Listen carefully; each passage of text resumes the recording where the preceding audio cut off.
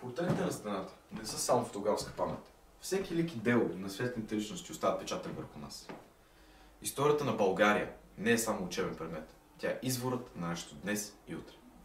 Днес говорим за апостол на свободата, Васил Левски. Където и да отиде, той превръща села и градове в светилище на копнежа свобода. Той вдъхновява хората да изберат нея. Манастирът честен за моята душа е. Кога човек дойде тук да се покае, трябва да забрави греховния мир, да бяга съблазни и да търси мир. Моята съвест инак днеска ми говори. Това расо черно, що нося отгоре, не ме помирява с тия небеса, и когато храма дигна се гласа, хим да пея Бог, да получа рая. Мисля, че той слуша тия, що редая. Той отдол почевни, живот нестърпим, и моята молитва се губи кът джим. И Господ сърдит се затуля охото, на светата песен и херовикото. Мисля, че врачите на небесния рай, на къде изглеждат, никой ги не знае. Че не тази килия е извожда нататък, че е света шумен, пътят е по-кратък, че сълзите чисти, че вдовишки плач, че потът почтени на прости урач, че благата дума, че благото дело, че светата правда, изказана смело, че ръката братска, без гордост, без вик, подадена скришно на някой клетник, са много по-мили на Господа Вишни, от всички химни и тропари лишни. Мисля, че човекът тук, на този свят, има един ближен, има един брат, от кои си монаха с клетва отказа, и че цел по-висока Бог не тук показа, че не с това расо и не с тази брада мога да отмахна някоя беда. От ония, що страда, мисля, че канонът мъжно ще направи да замлъкне стонът. Че ближни ми има нужда не в молитва, а в съвет и помощ он залитва. Мисля аз и още, че овчаря същ, с овцете живее на пеки на дъжд. Че моите братя търпят и го страшно, а аз нямам нищо, и че то е гряшно, и че ще е хално да оставя веч на тази ограда тиха от света далеч, и да кажа тайно двете нови думи на онези, що влачат тежките окови. Аз съм Йоан Пенчев. В моя град Габрово апостолът има 5 документирани пребивавания. Първото, през зимата на 1869 г., той прави облечен като светогорски монах. Той влиза в кръстниковия хан, пее в черква и събира пари от еснафите и търговците. Второто е преоблечен като търговец. Придружен от Матей Преображенски, през 1870 г. той основава частен революционен комитет с кодово име Перун. Година по-късно Левски и двамата му помощници, Ангел Кънчев и Димитър Общи, дошли от към Дрявна. Организират 2 събрания, където събират пари с местните дейци. Това посещение е записано в личното тетърче на апостола, където срещу Габрово са отбелязани имената Христо Петков Манафов, Досио Драганов и Колчо Дървото. Петото му пребиваване също е записано на страница 83.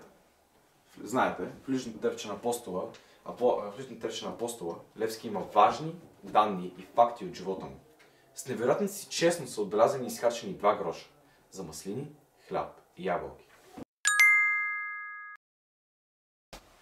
Аз съм Виктория Тодорова и в Национална професионална гимназия по ветеринарна медицина Иван Павлов идвам от София, водена от интереса ми към професията ветеринарен техник.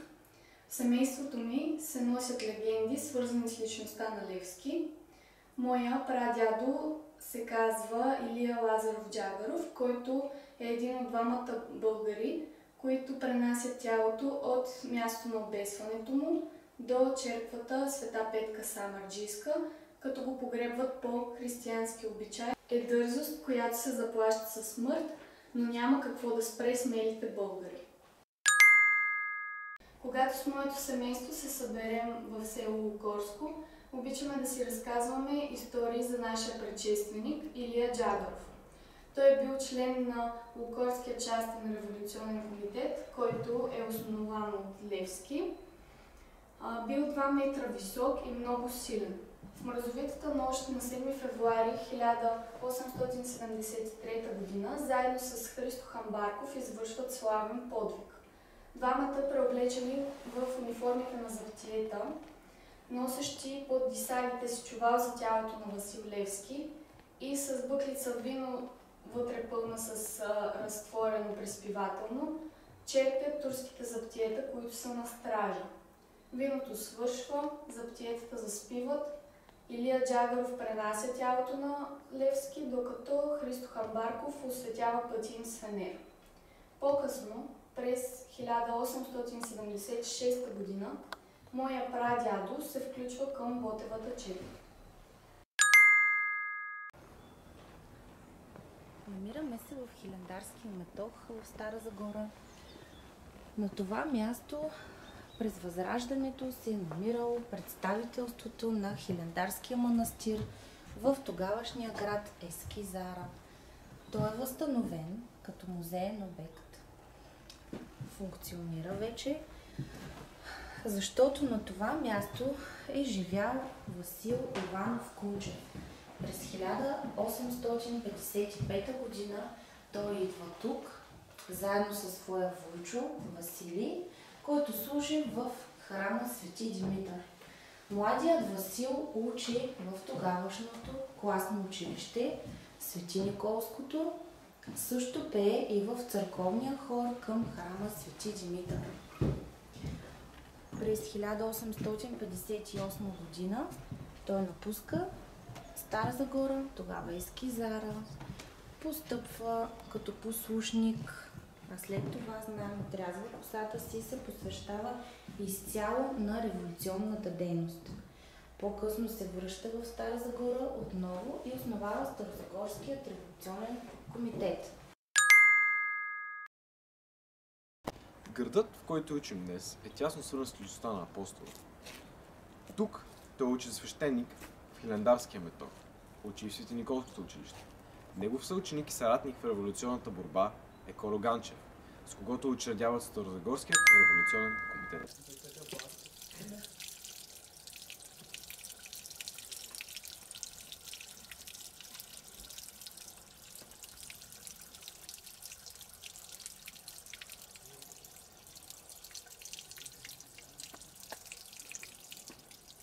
Днес пътуваме из Казанлъшката долина. Пред нас е село Габарово. Наричат го селото на сте чешми, защото, както казва дядо Вазов, вървим из Казанлъшката долина мижешком, защото тук почват много извори. Романът на водите им разказва, че тук, в това село, Левски основава частен революционен комитет през 1869 година. Негов председател става Васил Джананов, от богата и уважавана фамилия, по чието предложение е основано едно от първите кирийни училища. Огнено е словото на апостола. Имам една душа, едно сърце и един Бог. Този Бог е майка България. А ония Бог, който е на небето, няма да ни помогне, брати. Няма да махне мъката от душите ни. Ние сами трябва да си помогнем. С борба да изпъдим тиранина от България. Днес тази къща е един от паметниците за националното освобождение на България. Свято пази ликовете на Ботев, Левски и Васил Джанановата фамилия. Ние, които се гордеем с духовната висота на българските поборници, ще предадем признателността си на малките, които идват след нас.